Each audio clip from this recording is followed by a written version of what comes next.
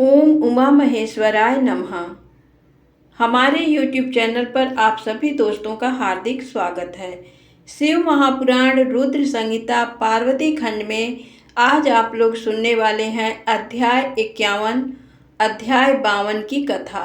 अध्याय 51 रति की प्रार्थना पर कामदेव को जीवन दान।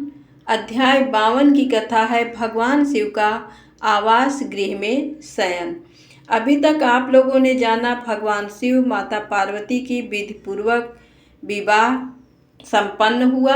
अब आगे ब्रह्मा जी बोले, हे नारद जी, उस समय अनुकूल समय देखकर देवी रति भगवान शिव के निकट आकर बोली, हे दीनवत्सल भगवान शिव, आपको मैं प्रणाम करती हूँ। देवी पार्वती का पाणिग्रहण करके आपने निश्चय ही लोकहित का कार्य किया है। देवी पार्वती को प्राण वल्लभा बनाने से आपके सौभाग्य में निश्चय ही वृद्धि हुई है। आपने तो पार्वती का वरण कर लिया है, परंतु भगवान मेरे पति कामदेव की क्या गलती थी। उन्होंने तो लोक कल्याण पर सभी देवताओं की प्रार्थना मानकर आपके हृदय में पार्वती जी के प्रति आसक्ति पैदा करने हेतु ही काम बाणों का उपयोग किया था। उनका ये कार्य तो इस संसार को तारकासुर नामक भयानक और दुष्ट असुर से मुक्ति दिलाने के लिए प्रेरित करना था। वे तो स्वार्थ से दूर थे, फिर क्यों आपने उन्हें अपनी क्रोधाग्नि से भस्म कर दिया। हे देवाधिदेव महादेव जी, हे करुणानिधान भक्त वत्सल, अपने मन में काम को जगाकर मेरे पति कामदेव को पुनर्जीवित कर मेरे वियोग के कष्ट को दूर करें। आप तो सबकी पीड़ा जानते हैं, मेरी पीड़ा को समझकर मेरे दुख को दूर करने में मेरी मदद कीजिए। भगवान, आज जब सबके हृदय में प्रसन्नता है तो मेरा मन क्यों दुखी हो। मैं अपने पति के बिना कब तक ऐसे ही रहूं। भगवान, आप तो दीनों के दुख दूर करने वाले हैं। अब आप अपनी कही बात को सच कर दीजिए। भगवान, इस त्रिलोक में आप ही मेरे इस कष्ट और दुख को दूर कर सकते हैं। प्रभु, मुझ पर दया कीजिए और मुझे भी सुखी करके आनंद प्रदान कीजिए। भगवान, अपने विवाह के शुभ अवसर पर मुझे भी मेरे पति से हमेशा के लिए मिलवाकर मेरी विरह वेदना को कम कीजिए। महादेव जी, मेरे पति कामदेव को जीवित कर मुझ दीन दासी को कृतार्थ कीजिए। ऐसा कहकर देवी रति ने अपने दुपट्टे की गांठ में बंधी अपने पति कामदेव के शरीर की भस्म को भगवान शिव के सामने रख दिया और जोर जोर से रोते रोते भगवान शिव शंकर से कामदेव को जीवित करने की प्रार्थना करने लगी।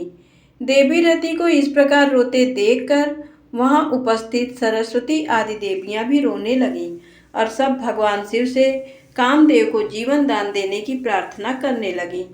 इस प्रकार देवी रति के बार बार प्रार्थना करने और स्तुति करने पर भगवान शिव प्रसन्न हो गए और उन्होंने रति के कष्टों को दूर करने का निश्चय कर लिया। शूलपाणी भगवान शिव की अमृतमयी दिव्य दृष्टि पड़ते ही उस भस्म में से सुंदर पहले जैसा वेश और रूप धारण किए कामदेव प्रकट हो गए। अपने प्रिय पति कामदेव को पहले की भांति सुंदर और स्वस्थ पाकर देवी रति की प्रसन्नता की कोई सीमा न रही।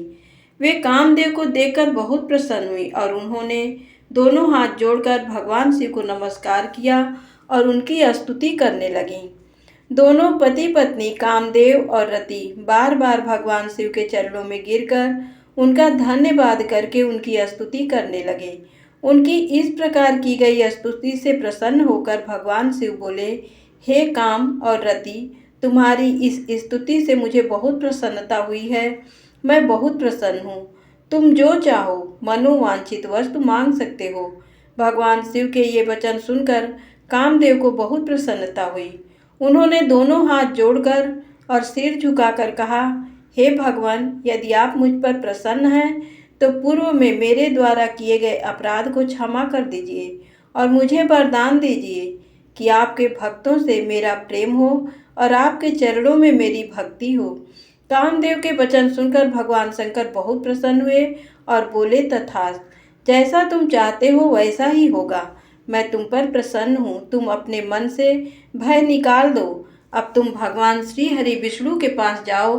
तत्पश्चात कामदेव ने भगवान शिव को नमस्कार किया और वहां से बाहर चले गए। उन्हें जीवित देखकर सभी देवता बहुत प्रसन्न हुए और बोले कि कामदेव, आप धन्य हैं, महादेव जी ने आपको जीवन दान दे दिया। तब कामदेव को आशीर्वाद देकर विष्णु पुनः अपने स्थान पर बैठ गए।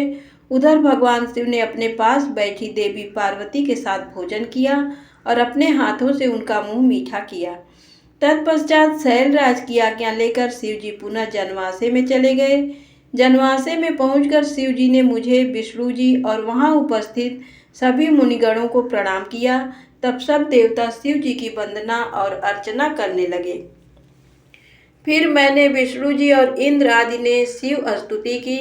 सब और भगवान शिव की जय जयकार होने लगी और मंगलमय वेद ध्वनि बजने लगी। भगवान शिव की स्तुति करने के पश्चात उनसे विदा लेकर सभी देवता और ऋषि मुनि अपने अपने विश्राम स्थल की ओर चले गए। ब्रह्मा जी बोले, नारद, शैलराज हिमालय ने सभी बारातियों के भोजन की व्यवस्था करने हेतु सर्वप्रथम अपने घर के आंगन को साफ कराकर सुंदर ढंग से सजाया। तत्पश्चात गिरिराज हिमालय ने अपने पुत्रों मैनाक आदि को जनवासे में भेजकर भोजन करने हेतु सभी देवी देवताओं, साधु संतों, ऋषि मुनियों, शिवगणों, देवगणों सहित विष्णु और भक्त वत्सल भगवान शिव को भोजन के लिए आमंत्रित किया। तब सभी देवताओं को साथ लेकर सदाशिव भोजन करने के लिए पधारे। हिमालय ने पधारे हुए सभी देवताओं एवं भगवान शिव का बहुत आदर सत्कार किया और उन्हें उत्तम आसनों पर बैठाया। अनेकों प्रकार के भोजन परोसे गए तथा गिरिराज ने सबसे भोजन ग्रहण करने की प्रार्थना की। सभी बारातियों ने तृप्ति के साथ भोजन किया तथा आचमन करके सब देवता विश्राम के लिए अपने अपने विश्राम स्थल पर चले गए। तब हिमालय प्रिया देवी की आज्ञा लेकर नगर की स्त्रियों ने भगवान शिव को सुंदर सुसज्जित वास भवन में रत्न जड़ित सिंहासन पर सादर बैठाया। वहां उस भवन में सैकड़ों रत्नों के दीपक जल रहे थे।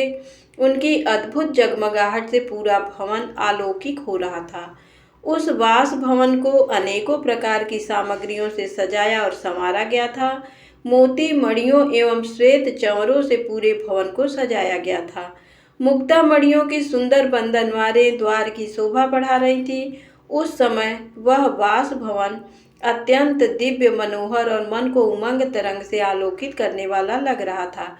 फर्श पर सुंदर बेल बूटे बने थे। भवन को सुगंधित करने हेतु सुवासित द्रव्यों का प्रयोग किया गया था, जिसमें चंदन और अगर का प्रयोग प्रमुख रूप से था। उस वास भवन में देवताओं के शिल्पी विश्वकर्मा द्वारा बनाए गए कृत्रिम वैकुंठ लोक, ब्रह्मलोक, इंद्रलोक तथा शिवलोक सभी के दर्शन एक साथ हो रहे थे।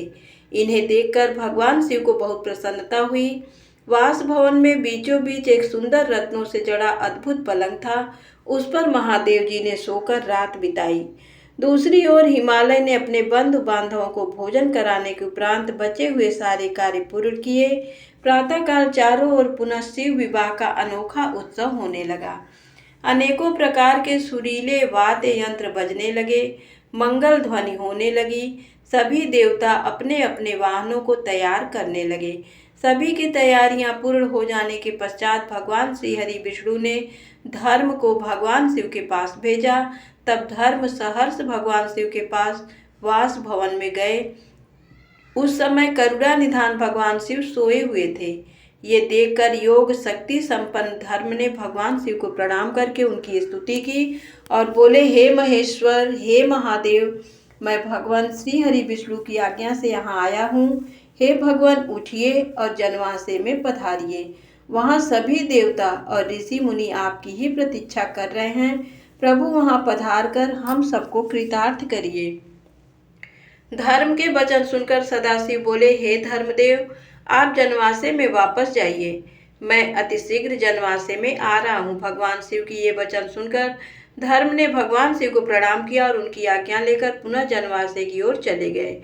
उनके जाने के पश्चात भगवान शिव तैयार होकर जैसे ही चलने लगे, हिमालय नगर की स्त्रियां उनके चरणों के दर्शन हेतु आ गईं और मंगल गान करने लगी। तब महादेव जी ने गिरिराज, हिमालय और मैना से आज्ञा ली और जनवासे की ओर चल दिए।